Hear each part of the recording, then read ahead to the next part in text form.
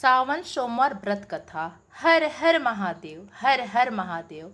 आप सभी श्रोताओं को श्रावण सोमवार की हार्दिक शुभकामनाएं। भगवान भोलेनाथ अपनी कृपा आप सभी भक्तों पर सदा सर्वदा बनाए रखें। इसी मंगल कामना से आज की कथा का शुभारंभ करती हूँ। आज सावन मास का तीसरा सोमवार है और कहते हैं इस दिन भगवान शिव और देवी पार्वती की कथा एवं श्रावण की सोमवार की व्रत कथा सुनने से अनंतः सुख फलों की प्राप्ति होती है। साथ ही मनुष्य के सभी पाप और संकट कट जाते हैं तथा मनोकामनाओं की भी पूर्ति होती है। तो आज मैं आप सभी श्रोताओं को सुना रही हूँ श्रावण सोमवार के दिन सुनी जाने वाली भगवान शिव और माता पार्वती की बड़ी ही दुर्लभ कथा। जो इस कथा को पूरी श्रद्धा और प्रसन्नचित्त मन से पूरा अवश्य सुनिएगा।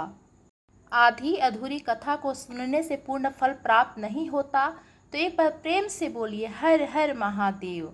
एक गांव में भगवान शिव का परम भक्त ब्राह्मण पंडित रहता था।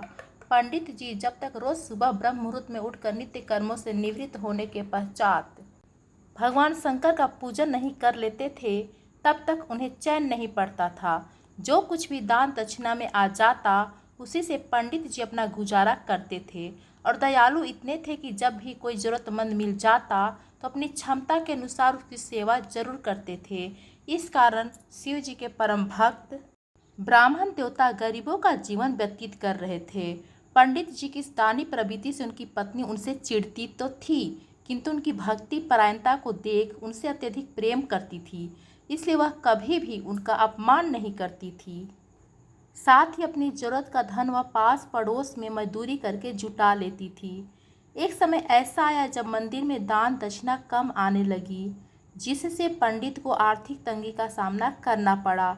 घर की मूल आवश्यकताओं की पूर्ति नहीं होने के कारण ब्राह्मणी दुखी रहने लगी और इस तरह दिन बीतने लगे। एक दिन महाशिवरात्रि का दिन आया और इस दिन भी पंडित जी हमेशा की तरह ब्रह्म मुहूर्त में उठकर नित्य कर्मों से निवृत्त होने के लिए नदी की ओर चल दिए। संजोग से उस समय उसी रास्ते से माता पार्वती जी और भगवान शिव गुजर रहे थे।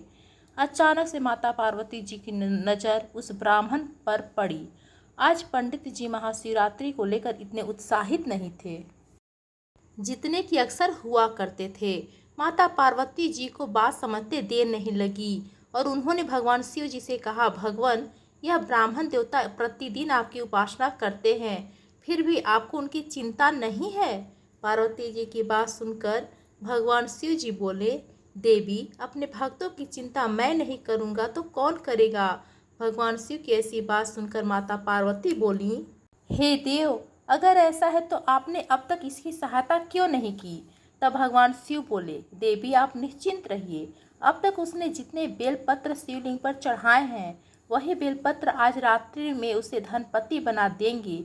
यह बातचीत करके पार्वती जी और भगवान शिव तो चल दिए, किंतु संजोग देखिए, इस समय उस रास्ते से एक व्यापारी गुजर रहा था। उसने छुपकर शिव जी और माता पार्वती जी की संपूर्ण बातें सुन ली। व्यापारी ने अपना दिमाग चलाया और मन ही मन विचार करने लगा कि अगर बेलपत्र से ब्राह्मण धनपति हो सकता है तो फिर मैं क्यों नहीं हो सकता। यही सोचकर वह ब्राह्मण के घर पहुंच गया और ब्राह्मण से बोला, पंडित जी, आपने अब तक जितने भी बेलपत्र शिव पूजन में चढ़ाए हैं वह सब मुझे दे दीजिए, बदले में मैं आपको 100 स्वर्ण मुद्राएं दूंगा। पंडित जी ने अपनी पत्नी से पूछा तो बोली, पुण्य के दान ठीक तो नहीं है, किंतु हमें धन की भी जरूरत है, इसे दे दीजिए। पंडित जी ने सारे बेलपत्र बोरे में भरकर ठीक सेठ जी को दे दिए। बेलपत्रों का बोरा लेकर सेठ जी पहुंच गए मंदिर और शिवलिंग पर चढ़ाकर देखने लगे कि क्या भगवान शिव जी कृपा करेंगे और कब वह धनपति बन जाएगा। प्रतीक्षा करते करते सेठ जी को आधी रात हो गई। सेठ जी चमत्कार देखने के लिए बहुत उतावले हो रहे थे। अंत में तीसरा पहर गुजरने के बाद सेठ जी के सब्र का बांध टूट गया और क्रोध में आकर सेठ जी शिवलिंग को झकझोरने लगे। फिर अचानक चमत्कार हुआ और सेठ जी के हाथ शिवलिंग से ही चिपक के रह गए। उन्होंने बहुत प्रयास किया किंतु हाथ हिले तक नहीं। तब थक हार कर सेठ जी शिव जी से क्षमा याचना करने लगे तो शिव जी बोले, हे लोभी सेठ, जिस ब्राह्मण से तूने यह बेलपत्र खरीदे हैं उसे 1000 स्वर्ण मुद्रा दे, तब जाकर तेरे हाथ छूटेंगे। प्रातःकाल जब पंडित जी पूजन के लिए आए तो उन्होंने देखा कि सेठ जी के हाथ शिवलिंग से चिपके हुए हैं और सेठ जी रो रहे हैं। उन्होंने पूछा तो सेठ बोला, पंडित जी, मेरे बेटे को 1000 स्वर्ण मुद्रा लेकर मंदिर आने के लिए कहिए। पंडित जी ने सेठ के बेटे को बुलाया और सेठ ने वह स्वर्ण मुद्राएं ब्राह्मण को दिलवा दी। तब कहीं जाकर सेठ के हाथ शिवलिंग से एक दिन माता पार्वती जी शिव भगवान से पूछी, हे नाथ, आपने अब तक अपने भक्तों को कोई धन क्यों नहीं दिया? भगवान शिव बोले, देवी, मेरे पास कहाँ धन है जो मैं दूंगा, किंतु मेरा भक्त अब गरीब नहीं है, यह तुम देख लो। जैसी कृपा भगवान शिव और माता पार्वती ने उस ब्राह्मण पर की, ऐसी ही कृपा भगवान सब पर करें। बोलिए भगवान शंकर, माता पार्वती भगवान की जय। अब श्रवण करते हैं श्रावण सोमवार की पौराणिक कथा, जिसे सुनने मात्र से ही भोलेनाथ की कृपा प्राप्त होती है। अमरपुर नगर में धनी व्यापारी रहता था और दूर दूर तक उसका व्यापार फैला हुआ था। नगर में उस व्यापारी का सभी लोग मान सम्मान करते थे। इतना सब कुछ होने पर भी वह व्यापारी बहुत दुखी था, क्योंकि उस व्यापारी का कोई पुत्र नहीं था। दिन रात उसे एक ही चिंता सताती रहती थी कि उसकी मृत्यु के बाद उसके इतने बड़े व्यापार और धन संपत्ति को कौन संभालेगा। पुत्र पाने की इच्छा से व्यापारी प्रत्येक सोमवार भगवान शिव की व्रत पूजा किया करता था। संध्या काल व्यापारी शिव मंदिर में जाकर भगवान शिव के सामने घी का दीपक जलाया करता था। उस व्यापार की भक्ति देखकर एक दिन देवी पार्वती ने भगवान शिव से कहा, हे प्राणनाथ, यह व्यापारी आपका सच्चा भक्त है। कितने दिनों से सोमवार का व्रत पूजा नियमित कर रहा है। हे प्रभु, आप इस व्यापारी की मनोकामना को अवश्य पूर्ण करें। भगवान शिव ने मुस्कुराते हुए कहा, हे पार्वती, क्योंकि यह आपका अनन्य भक्त है, प्रत्येक सोमवार आपका विधिवत व्रत रखता है और पूजन अर्चना के बाद आपको भोग लगाकर एक समय भोजन ग्रहण करता है, आपको इस पुत्र प्राप्ति का वरदान देना ही होगा। देवी पार्वती का इतना आग्रह देखकर भगवान शिव ने कहा, हे देवी, तुम्हारी आग्रह पर मैं इस व्यापारी को पुत्र प्राप्ति का वरदान देता हूँ, लेकिन इसका पुत्र 16 वर्ष से अधिक जीवित नहीं रहेगा। उसी रात भगवान शिव ने स्वप्न में उस व्यापारी को दर्शन देकर उसे पुत्र प्राप्ति का वरदान दिया और उसे पुत्र के 16 वर्ष तक जीवित रहने की बात भी बताई। भगवान के वरदान से व्यापारी को खुशी तो हुई, लेकिन पुत्र की अल्प आयु की चिंता ने उस खुशी को नष्ट कर दिया। व्यापारी पहले की तरह सोमवार का विधिवत व्रत करता रहा। कुछ समय के बाद उसके घर अति सुंदर पुत्र उत्पन्न हुआ। पुत्र जन्म से व्यापारी के घर में खुशियां भर गईं। बहुत धूमधाम से पुत्र जन्म का समारोह मनाया गया। व्यापारी को पुत्र जन्म की अधिक खुशी नहीं हुई, क्योंकि उसे पुत्र की अल्प आयु का रहस्य पता था।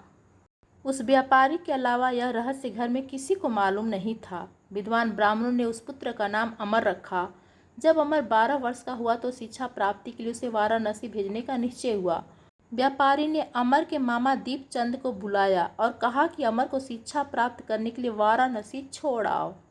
अमर अपने मामा के साथ शिक्षा प्राप्त करने के लिए चल दिया। रास्ते में जहाँ भी अमर और दीपचंद रात्रि विश्राम के लिए ठहरते, वहीं यज्ञ करते और ब्राह्मणों को भोजन कराते थे।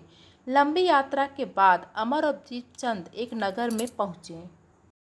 उस नगर के राजा की कन्या के विवाह की खुशी में पूरे नगर को सजाया गया था। निश्चित समय पर बारात आ गई, लेकिन वर के पिता अपने बेटे के एक आंख से काने होने के कारण बहुत चिंतित था। उसे इस बात का भय सता रहा था कि राजा को इस बारे में पता चल गया तो कहीं वह विवाह से इनकार न कर दे और इससे उसकी बदनामी होगी। वर के पिता ने अमर को देखा तो उसके मस्तिष्क में एक विचार आया। उसने सोचा, क्यों ना इस लड़के को दूल्हा बनाकर राजकुमारी से विवाह कर दूं। विवाह के बाद इसको धन देकर विदा कर दूंगा और राजकुमारी को अपने नगर में ले जाऊंगा।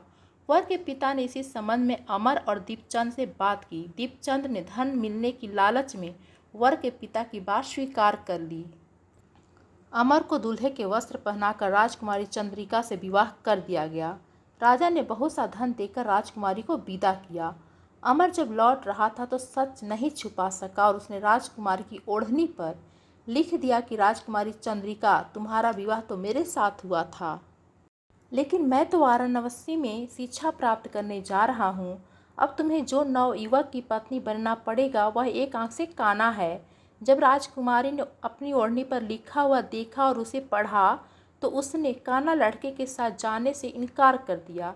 तब राजा को जानकारी मिली कि कान्हा राजकुमार के साथ उसकी पुत्री का विवाह नहीं हुआ है, तो राजकुमारी को महल में रख लिया। उधर अमर अपने मामा दीपचंद के साथ वाराणसी पहुंच गया। अमर ने गुरुकुल में पढ़ना शुरू कर दिया। जब अमर की आयु 16 वर्ष की पूरी हुई तो उसने एक यज्ञ किया।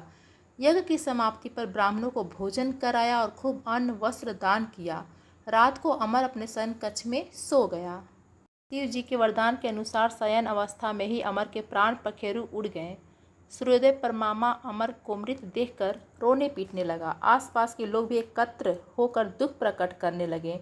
मामा के रोने विलाप करने के स्वर समीप से गुजरते हुए भगवान शिव और माता पार्वती ने भी सुना।